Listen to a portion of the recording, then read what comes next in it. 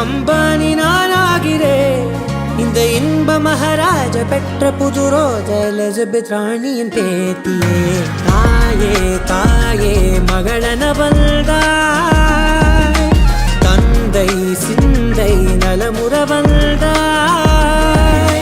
நீயே லோகம் என்று ஆனாய் பெண்ணே, என்னை ஆளும் தெய்வம் நீதான் கண்ணே. பெற்றது நானா இல்லை உன் மகனே நானம்மா. தாயே தாயே மகளன வந்தாய், தந்தை சிந்தை நலமுற வந்தாய்.